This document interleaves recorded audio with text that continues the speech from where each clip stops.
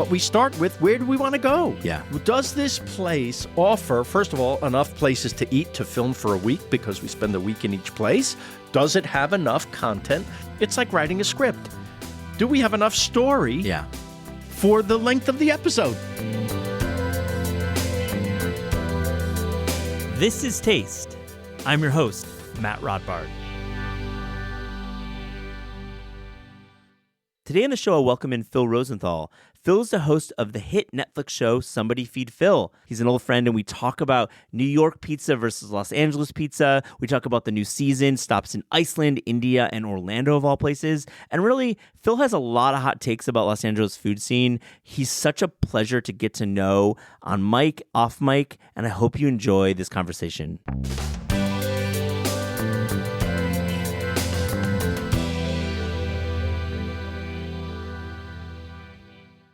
Phil Rosenthal, welcome to This Is Taste. How are you? I'm so happy to see you again. When was the last time I saw you? I think it was 2019. You were in the studio, and I think we had a meal around then too. Yes, that was good. Yeah, we went out to SGV. We went to Szechuan Impressions. Oh, man, is that great.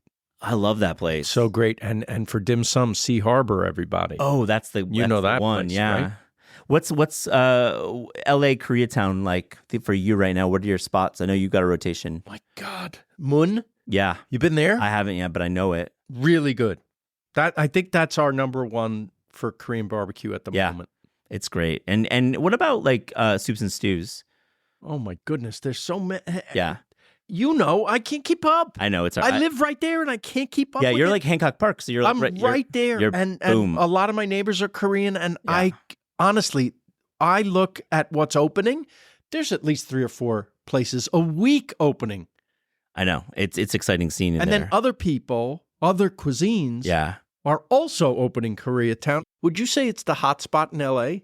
I mean, because it's so central. Yeah. It's an amazing location just like for commerce, like just having anything cool there. It's like why Hancock Park is great too. You're just like in the middle of everything. There's awesome sandwich shops and awesome. I still think Cassell's is my favorite burger in LA. Great. It's great. It's kind of perfect. It's great. So, okay, you're in New York doing some press and Yeah. you're here. You're always on the hunt for new pizza. Yes. You do that in a way that you're always on a hunt. What's good right now, Phil?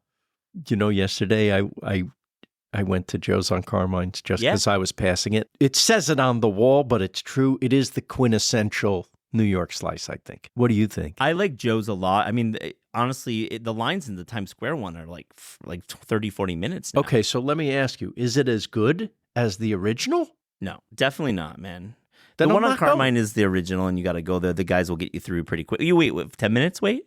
Wasn't bad? Not even. Or you skipped the line? No, I didn't skip the line. I don't kidding. skip lines. I'm kidding. I know you don't. All right, you asked me. I'll say I like F&F in Carroll Gardens. Never been. It's great. It's from the Franks. I still think L&B Never been. Spumoni out in Midwood. I hear that's amazing. That's the one. And then I know Mama's too. You turned me on to that one. Okay, I love him. Yeah. Frank, if you're listening. And he's opening his new place in the Village, right? It's true. He's moving downtown finally. That will be as good as the one on 106th Street because he's in charge. Give me one more pizza pick. There's got to be one more. Well, you know I love Raza's in Jersey City. Yeah, Dan Richer. What a guy. Yeah, and Una Pizza Napolitano. Yeah. It's awesome. There's so many. And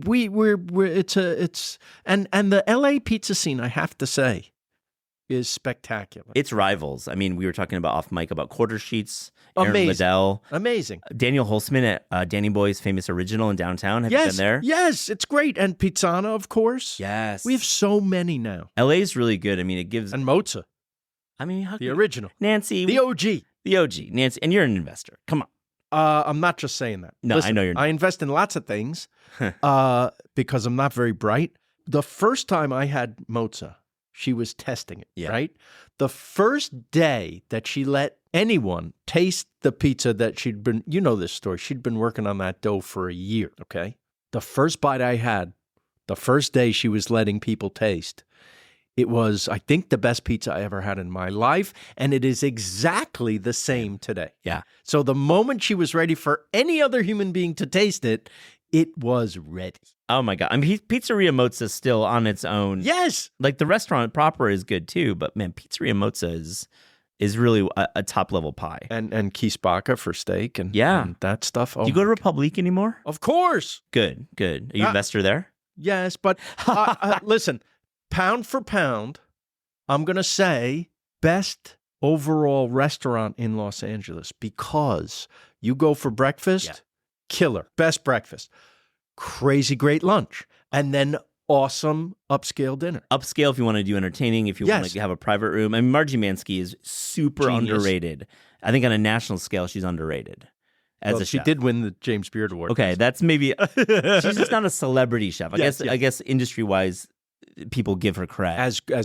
As much recognition as she's gotten, underrated, yes. I want to ask you before I get to the show about you're opening a diner. Nancy Silverton has talked about it. So let me get... Yes. I don't want to spoil any great news because honestly, no one likes to spoil a surprise. But what can you tell me about this restaurant? It sounds very special. I live in the Larchmont neighborhood, right? And I love that little strip of Larchmont Boulevard. And I see that it's getting a little gentrified. There's 6 ice cream shops there. Listen, there's a lot of stuff that I feel many of us don't need.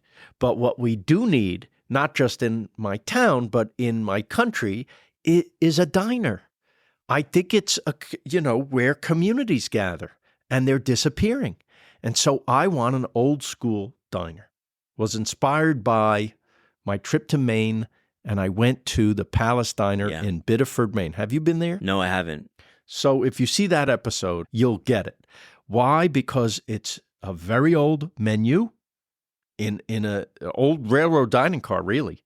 Only 15 seats at that counter. But chefs came from Gramercy Tavern and left the menu alone and just elevated it through ingredients and a little bit of chefy knowledge. This is what Nancy wants to do as well. So I think it'll be very special. And I told the designer of the diner, I want it to feel like we found a 100-year-old diner. It's incredible. It's named after your folks. It's called, Max and Helens. Max and Helens. You could it just feels like it's going to be a special place that has menu items that you will always get to have, Phil. You get to go there. I think it's my retirement plan. I think, where is he? Oh, he's in the back of the diner. He's over there. He's sitting there with his, You're gonna have a booth. You're gonna have your spot. I don't need a booth. I want people to enjoy it. To me, a diner is democratic, right? Yeah. With a small d. It's something that everyone can enjoy without spending, life savings for a cup of coffee.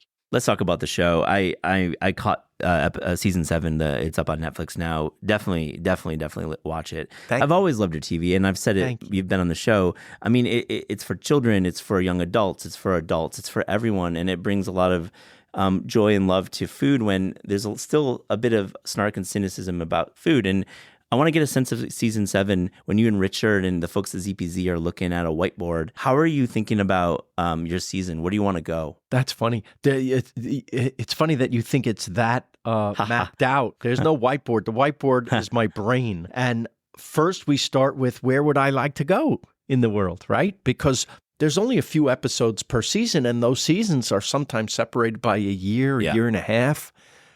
So a lot of thought goes into it, a lot of planning, but we start with, where do we want to go? Does this place offer, first of all, enough places to eat to film for a week, because we spend a week in each place? Does it have enough content? It's like writing a script. Do we have enough story for the length of the episode?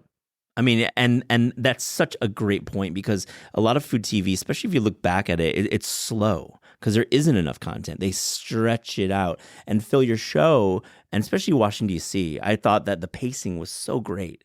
Oh, you're covering. There was a lot to do in Katie DC. Gould, shout out to her at ZPZ. I used to work. Great. I used to sit by her. She's just great. Terrific producer. I think you picked the right places. Oh, thanks. Kyoto's one of the most beautiful places I've ever been in my life. Have you been? You've been. I've been to Kyoto a couple of times, and what do you think? I love the way that you, at the end, the VO, your script is like, you don't want to leave, but there's a feeling, and I'm paraphrasing, about how you have to leave, and there's like perpetual melancholy because you always know you have to leave. Isn't that weird? It's so true. It is, though, but that feeling. So I was looking for something that some great writer in Kyoto might have written about Kyoto, because you suddenly feel like you need some kind of poetry to describe. And the most famous haiku was written 600 years ago, I think. And I'm paraphrasing this, but it literally says, while I'm in Kyoto, I am missing Kyoto. And I felt that on the first day. I felt a little sad. I say it in the show. You do. I'm a little sad on this first day because I know I have to leave in a week. I know. Listen, we ran into, you see it, Rene Redzepi and his team from Noma. They were there 7 months. They hated to leave. I mean, and they live in Copenhagen, which is like awesome. Obviously a great place to hang out. Yeah, but magical. you know that as a foreigner that you're getting a look at a culture that's so special. And I think the same way of Korea. I spend a lot of time in Korea, and I think East Asia as an outsider, there's so many idiosyncrasies and such care for food. I'm just speaking about food specifically there that you just know you can't replicate it anywhere else. And the attention to detail on every level. My joke is that, you go to the drugstore to buy a pack of gum and they wrap it for you like it's for your 100th birthday. I know. It's just doing the small things right. Did you ever watch like roads being repaired in Japan? No. It's like on knees, like you're gardening, or like it's like a cultural difference. Okay, the segue to Orlando. Okay. Very different place. You been there? I've been there for 91. I haven't been in a while, but you put fresh eyes on Orlando. Why pick Orlando? Okay, so obviously not the first choice when you think of great places to eat. I was as prejudiced as anybody. Yeah. Well, I'm thinking, what else is there besides the theme parks? Well, because Disney's been there 50 years. They've employed tens of thousands of immigrants from around the world. They've all set up their own communities and they brought their cultures and cuisines with them. So I say, we're not calling this Orlando. We're calling this the real Orlando. I like that. Because we don't set foot in the theme park. The diverse food scene is as great as New York, LA, Chicago, anywhere where there's a ton of immigrants who make the world better through bringing what they know and love. There's phenomenal Vietnamese, there's phenomenal Filipino, there's phenomenal Puerto Rican. I could go on. Yeah, it's a very strong statement, and I love that you really do think it through, and there is real journalism and documentary work happening here. Thanks. No, I love it. And let's talk about Mumbai. If you're filming there, and you're going to places that I feel are challenging to film because of the density of humanity. Not just that. I was afraid to go because a lot of people I know who went got sick. It's a common thought about traveling there. So it took me 7 seasons to get there. Yeah. But I did a lot of research and we found the fixers who really know the place, who lead food tours even. Yeah. And they assured me that I would not get sick. But listen, the water is different. Not only brush your teeth with bottled water, you rinse the toothbrush in bottled water. Always. That's how serious. Yeah, you got to be real. You're not eating fruit with a peel on it. You're not eating, things that water could. That's the thing. You can eat street food, but you got to make sure that the street food vendor is using bottled water in his food. I also took as a preventative every morning, I was advised to take a Pepto-Bismol as a preventative first thing in the morning. Yeah. So I don't know if that helped me, but I did not get sick. You felt great, I'm sure.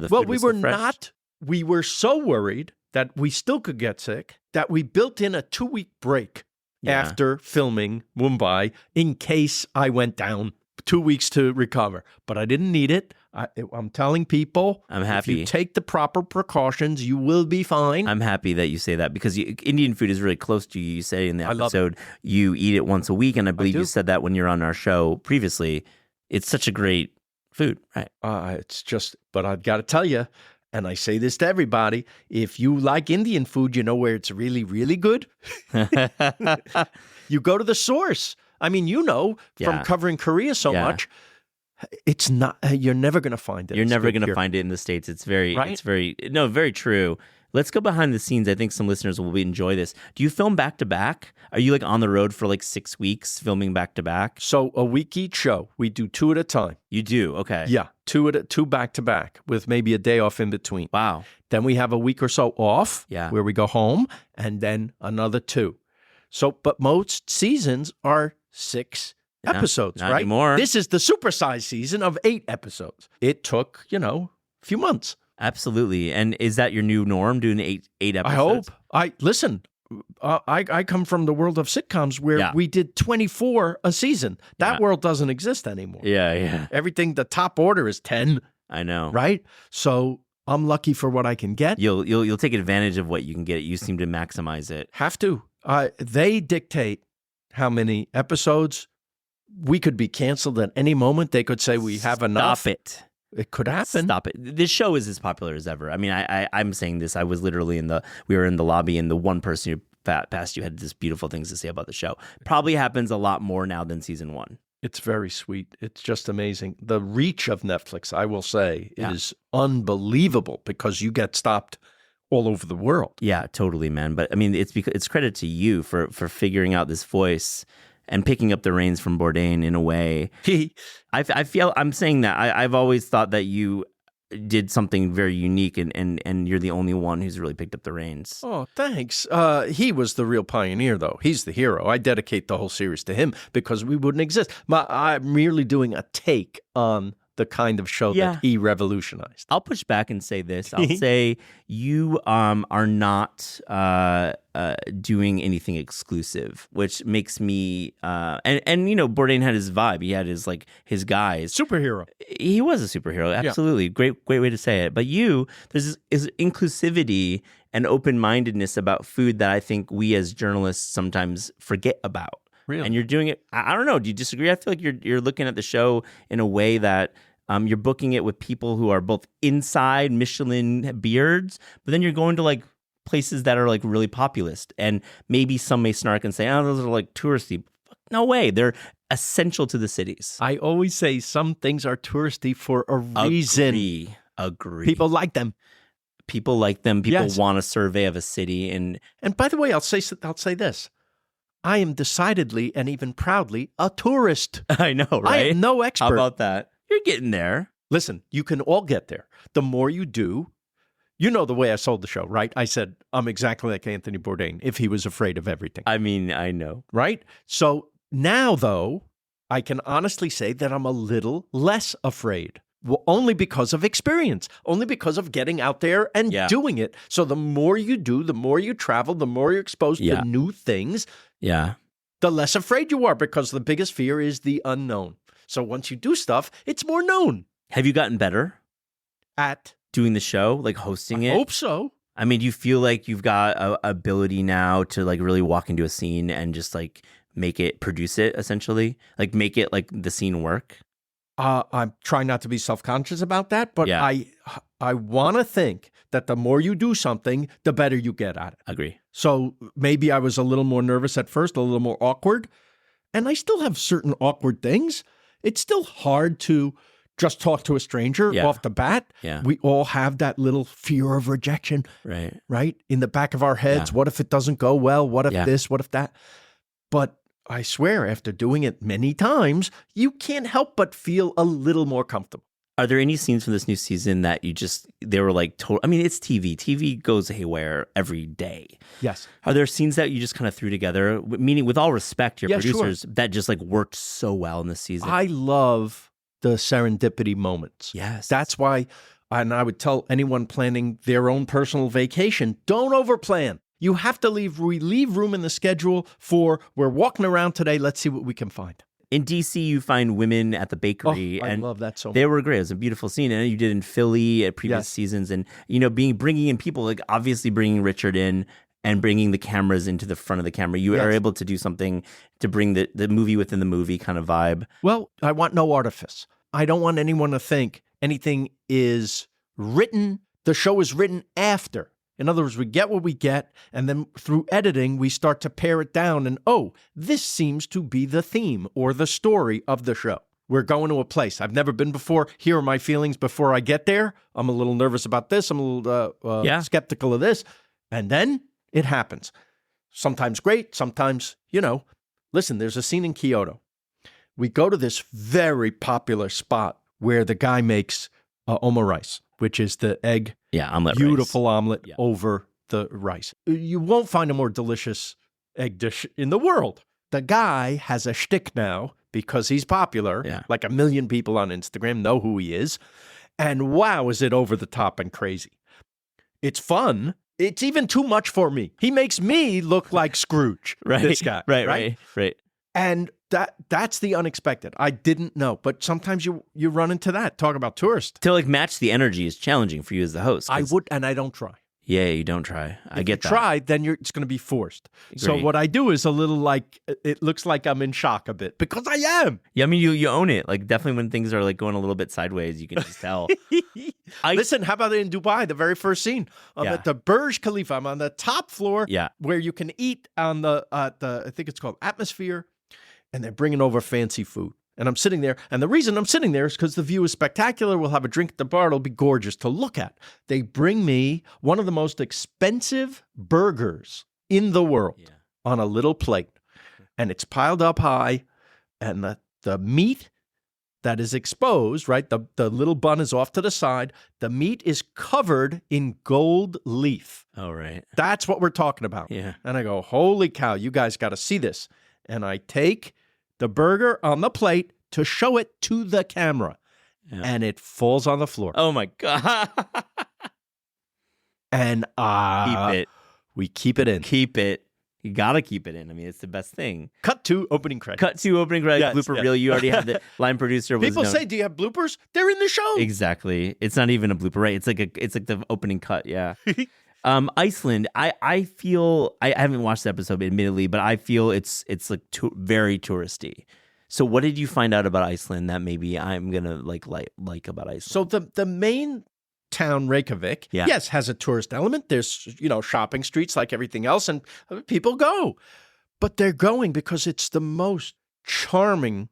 It feels like a village that you can walk around. Very beautiful. And the food scene is really good now. Yeah, I've heard. And then you start driving around. 5 minutes outside of town, you're on a lunar landscape. Right. 5 minutes from there, forest. 5 minutes from there, volcano going off. 5 minutes from there, black sand beaches.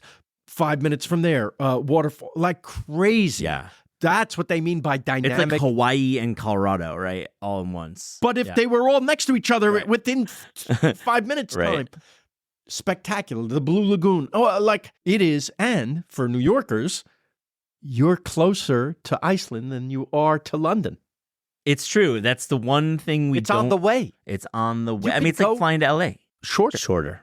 I think it's 4 hours. And this is presented by Icelandic Air. No, it's good. Go. I'm just kidding.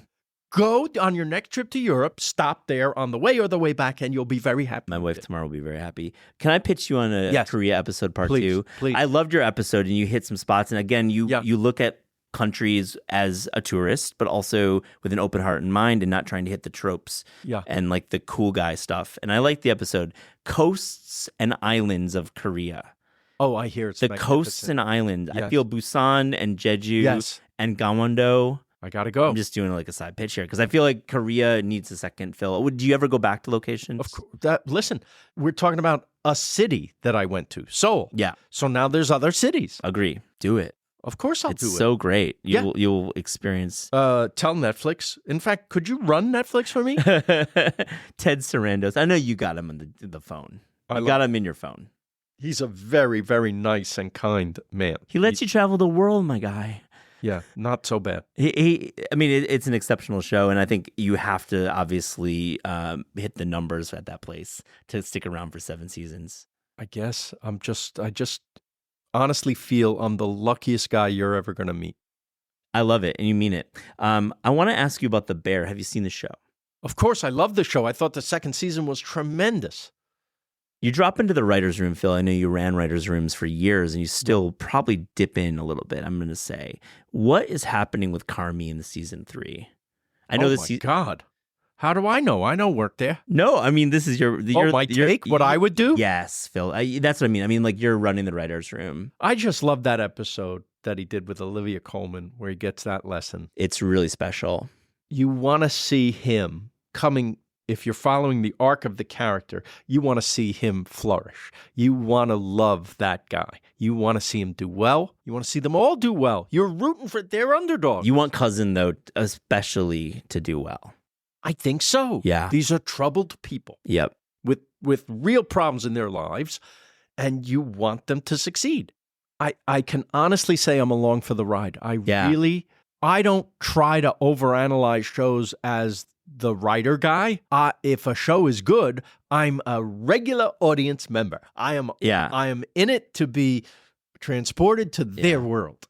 And they know their world way better than me. I mean, were you surprised when that show hit? Because it was, both worlds so well. You know, food and restaurant culture, being an investor, but you also know television. Yes. Were you surprised that a show like that could work? Because it was seriously did not work for years. Like there were lots of shows that tried to do back of house. They tried to do front of house. Yeah. A lot of cooking. Just watching cooking, to me, personally, is boring. Truth. You don't see a lot of process in our show. It's not that kind of show. Definitely There's not. enough of that. Oh, right? yeah. And I have to be honest, the competition cooking shows, not for me. I don't like taking this thing I love and reducing it to some kind of weird sport where the cooking is almost secondary. Make a souffle out of these eyeglasses and these headphones. That's not, to me, that's not interesting even. There's an inherent entertainment value of competition. We love sports as a culture. Exactly. But as an art form, as television, I agree with you fully. It's not great. It's not great. I love the people, though. Yeah. I want to get into it with the people. I don't need the artificiality of this made-up game that they're forced to play. Yeah. Where somebody loses. Why? Because they got up 5 minutes later than the other. It has nothing to do with their ability. And we know the producers are obviously fixing it a little bit too. I mean, I don't want to say. Yeah, you don't want. Yeah, it's not my kind of thing. Yeah. So The Bear starts season 1, and I'm like, oh man, this is almost anxiety producing for me. I'm not sure I want to stay in this world. And there's a few episodes I felt that I had to get through to fall in love. But the characters are so good that did it. And then the way the second season expanded story-wise and thematically, I thought was brilliant. And then there's like the holiday meal bottle episode. Just as like a performance, just the writing, the acting, the directing. This is just a great show. It could be about shoemaking, and it would be great. Yeah, you're right. I mean, you could definitely take the food element out of it. That's It'd be right. like a good drama. Yeah. What about sitcoms and food? This food and sitcom writing. Now that The Bear has kind of cracked open this interest from the mainstream. By the way, I do have to say, The Bear wins best sitcom. How is it funny? I don't see the. Oh, you mean comedy? Yeah. Yes. No, it's a weird. That's like an award. When I went thing. to Russia, they had people who had worked on soap operas working in sitcoms. I said, why did you hire soap opera people? Yeah. Well, because it's also half hour. Oh, is it just it's just the TV? It's just the length? I don't know. But I couldn't love The Bear more, but is it a sitcom? No. I mean, it's not comedy. I mean, it's an awards category thing. Sitcoms are like diners seem to be disappearing. Can there be a food sitcom? Sure. Again, somebody will get it. Somebody will do it right. But sitcoms are dying. It's hard. Sitcoms in general are dying. And again, you can certainly set a sitcom in a restaurant, but I think if you make the mistake and focus on the food, there's nothing inherently funny about the food. It's only about the characters and things. If Cheers had focused on the making of the drinks. The craft beer. Yes. The craft beer. No one would remember Cheers it would have been anything. Oh, man. Cheers exists because the characters and the writing were awesome. Yeah, well said, Phil. You've thought this one through. You're in New York. Where are you going? I'm going right after this. I'm going to a 3-seat sushi bar. That's amazing. I can't believe that. That my daughter got us into. It's called Domo Sushi. I love so many restaurants in New York. For a few years now, I thought that LA might have surpassed New York as the best restaurant city in America because of the diversity, and we have more, even maybe more than New York, and the quality of the restaurants. Maybe the car is an element, meaning you have to be good enough for people to drive to you. Agree. Okay? Instantly democratizes everything. Right. Yep. New York, you start to see, because rents are so high, margins are so slim, you have to be so good to crack through that you don't want to take maybe chances on cuisines because you got to have that thing that everybody else has on the menu because that's a surefire money maker. Okay? The hive mind of New York. But now, in the last year or so since COVID, I think New York might have the edge again. I think you're right.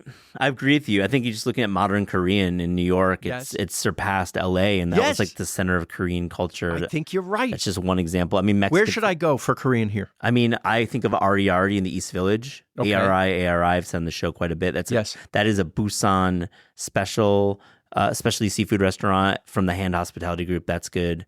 Yeah, Well, you're the master. I'm listening to you. I just am super fan of Korean food. Yes, for good reason. I And what's your favorite Korean barbecue? I don't do a lot of barbecue, frankly, in New York. I really don't. I really don't. I just got back from Seoul and really I didn't go to barbecue once. Wow. Actually, I went to one barbecue. I went to pork barbecue. But really, I think of Korean food as beyond barbecue. Of course. I try to...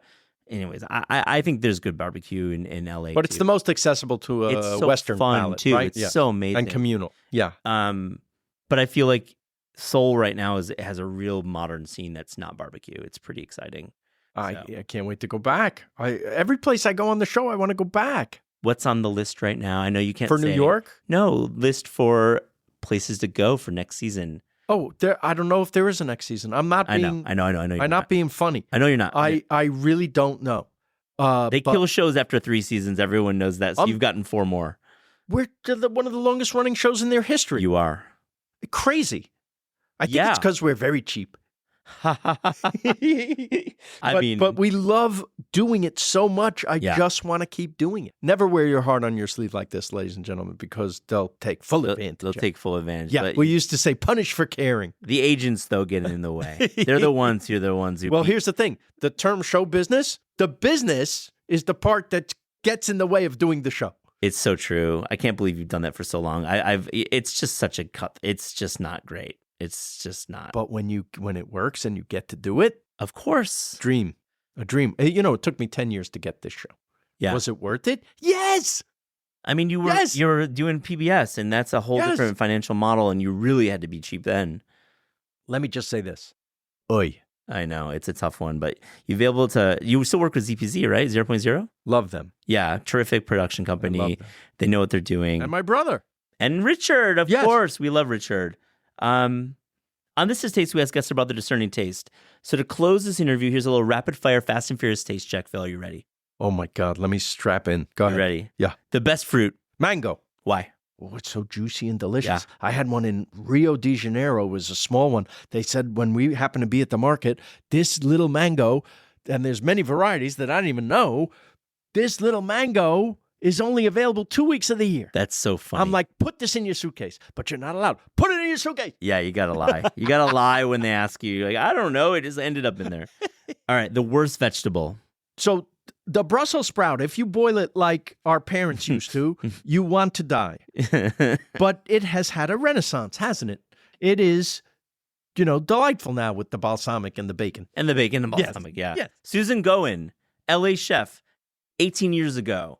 That was her dish. New York Times. Wait a minute. She was the one who did that first time? I believe so. There was a recipe in the New York Times around Thanksgiving in 2003. I still make it to this day. I met Suzanne. So you're tracing this recipe back 18 years to Suzanne Cohen. It was a Luke recipe. Well, she's a friggin' genius. She's a genius. And I think I would trace the balsamic bacon. It was pancetta, actually, because Italian. Yeah. I'm going to have her on, and I got to ask her Yes, more. you should. She's terrific. I love your favorite American fast food chain? Does Nando's count? It's not really American, is it? It's fully British, I would imagine. But they have them in Chicago. Why don't they have them here? What? It's in Chicago. It's not. That's a UK chain, right? Mostly in UK? I think it might have started in South Africa. Oh, okay. So it's rotisserie chicken with a peri-peri sauce. It's pretty awesome. That's my favorite. What's your favorite? This, Phil, I love it. Your favorite New York City restaurant right now? I'm going off the top of my head. San Sabino is just opening now. Yep. I know those people from the Don Angie people. Yeah. Spectacular. I was supposed to go. Did you go? You obviously went. You just talked about it. I did. Saigon Social, awesome. Yeah. Thai Diner, awesome. I could keep going. No, these are great picks. You're plugged. I love it. Your favorite cookbook of all time? Somebody feed Phil the book. It's the best cookbook ever. Not because of me, because 60 chefs from around the world, the most requested recipes from the show. How are you going to get a compilation like this? It's a great book. You can't. No. It has nothing to do with me. Yes, it's a companion book to the show. I write my stupid stuff. But the recipes are hardcore. No, they were great. It was a great book. I love that book. Yours is very good. Thanks, Phil. Don't need to say that. I do. Are you still doing your podcast? I am. Naked Lunch with David Wild. And we're coming up on our 100th episode. How many of you? You have like thousands. Not thousands. That would be sick. We are in the 300s. We're Awesome. healthy. We're like 370. Great. Yeah, but 100's good. It's not just like that vanity thing where people do like 5 in your like 100 is real. Oh, it's real. Yeah, Naked Lunch is great. Thank you. What do you guys try to do with that?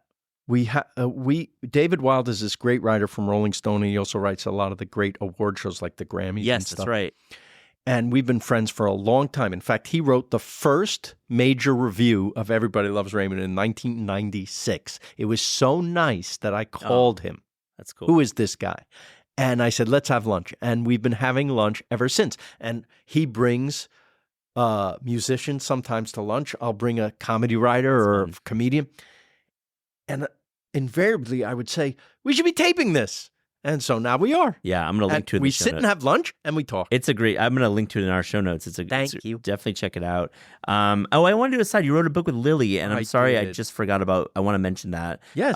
Tell me, how did that come about, that book you're publishing this week? Lily texted me last year. She says, so many kids like the show and you're good with the kids. Why don't you write a kid's book? Yeah. And I texted right back, I will if you'll do it with me. And the book is called Just Try It, about a dad who eats everything and his little girl who won't eat anything. I love that. That's such a sweet concept. And Comes out today. I think congratulations. There's so many kids who love your show. It's like 6-year-olds, 7-year-olds, 8-year-olds in my life. People send me videos on the Instagram of their little kids dancing to the song. It's a great song. It is. Song. Lake Street Dive. Lake Street Dive. You like found them well before they were like super famous. I feel they're like really famous now. Yep. Yeah, that's how it goes. They deserve to be. Yeah. They are a great band, and Rachel Price can sing anything. Yeah, it's beautiful. Spectacular. I love that song. And it is a fun bop for the kids. Couple more. Your favorite city outside America to visit for food? Wow. I know, it's a tough one. one. That's really hard. Oh, my God. Florence, Italy. Okay. I love Italy. I mean, that's great. Florence is not one of the top 3 for a lot of people. So no, I know, but no, I love it. I could pick I could pick the Amalfi Coast. I could pick Venice or Rome. It's all good. Last one, your favorite sandwich? Oh, this is a cliche already. But the number 19 at Langer's pastrami sandwich in Los Angeles. I want to say, don't hate me, a little better than Katz's because of the bread. The bread at Katz's. You gotta upgrade that. It's bread not. It's never been their strength. They're like a meat, and the bread's never been their strength. But forgive me for yelling. But the bread is half the sandwich. I agree. Very important. A bad bun on a burger ruins the burger, doesn't it? 100%. Oh my God, I love this. Do you like Gotham Social? Great burger. Do you like brioche or do you like potato? I like. I'm the Martin's guy. I love that. Me too. Yes, it's a good call. What about Bodega Park? Do you ever go there in LA? But East Side, Sunset, like I have not been there. They do. It's a Korean owned. They do chopped cheese. I love a chopped cheese, and they're doing this bulgogi sandwich. Let's go. Terrific. We should go. Phil Rosenthal, this has been such a pleasure. Thank you so much for joining This Is Taste. Thank you.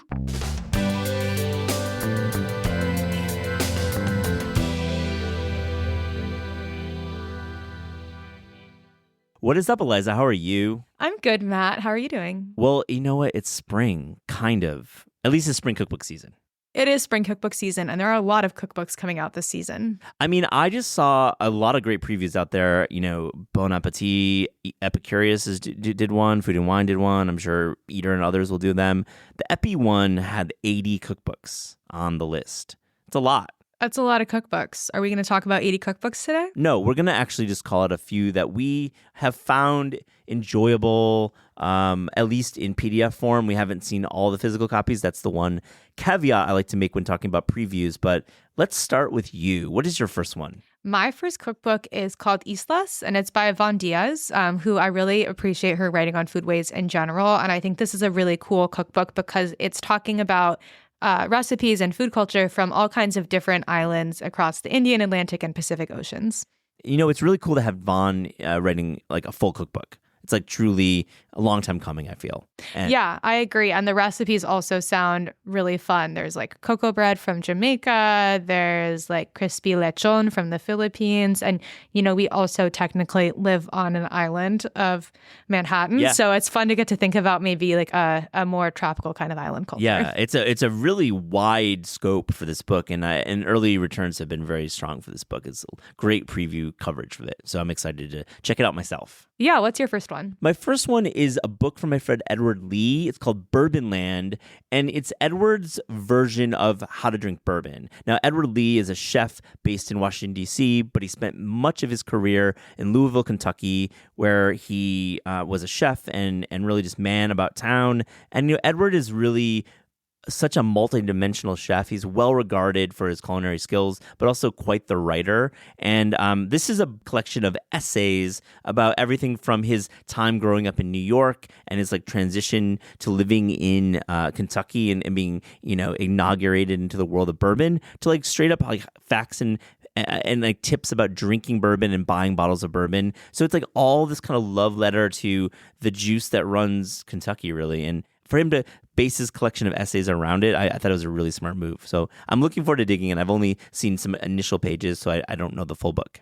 Yeah, I'm not really a bourbon drinker, but maybe I'll be a bourbon reader. So it'll be fun to check it out. What's your next one? My next one is called Health Nut, a feel-good cookbook by Jess Demick, who wrote Salad Freak. And I just love like classic hippie fare. This is a really fun take on that cookbook. You know, there's kind of the grain bowls and salads and smoothies that you would expect, but they have kind of little touches that make them seem different. And I think like especially coming into the seasons of the year when I just love to be eating a lot of vegetables, this is going to be one that I'm going to cook from a lot. I love to see her follow up the book about salads with this book, and I think it's really wise. And you know, Jess has been on the show; she's coming back, and I'm glad you called it out. I think it's one of the buzzier books of the year. You know, Jess has a large following on social, but I think ultimately she's a great cookbook writer and recipe developer, and I'm excited to dig in. Yeah, I agree. And I also just want to shout out her food stylist background because I think that food stylists are just really smart cooks and hard workers. And also all the recipes obviously look very beautiful too, which is fun, especially when you're doing health food. For sure. And you know, low-key, she's probably the only cookbook author I've ever seen who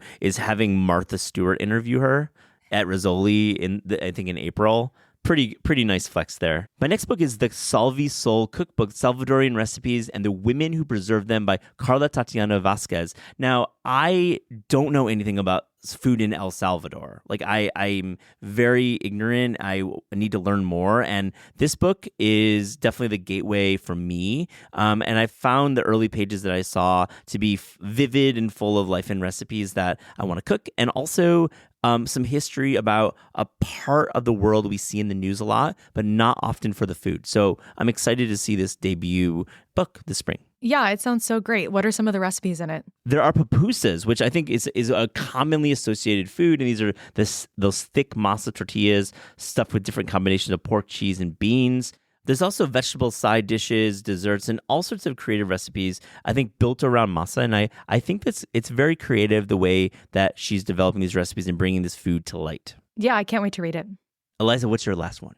My last cookbook for now is called Keep It Zesty. It's by Eddie Messich, who has Eddie's Grocer here in Brooklyn in Greenpoint, which is one of my favorite places to go, especially if I'm going to the park and I want to pick up some dips and sides and things. And he does have recipes for all of those great kind of Lebanese prepared staples, but also like dessert and dinner and more heartier things. And I just think it'll be really fun to get to cook some of the things at home that I'm often buying when I stop by the store. I love that you call it Eddie. I love Eddie's Grocer. He's been on the show, and you know, he's the mezza king of North Brooklyn. I feel like it's definitely one of my favorite shops to stumble in, and it's like the shoppy shop for the mezza generation. I love it so much, and I really think this book is going to be a breakout for Eddie, and I'm excited to cook from it. Yeah, me too. I love shopping at Eddie's. It'll be fun to cook his recipes as well. What's your last one? My last one is Cured, Cooking with Ferments, Pickles, Preserves, and More from Steve McHugh and Paula Forbes. Steve is a chef based in San Antonio with restaurants in Austin as well. And I got to meet Steve this past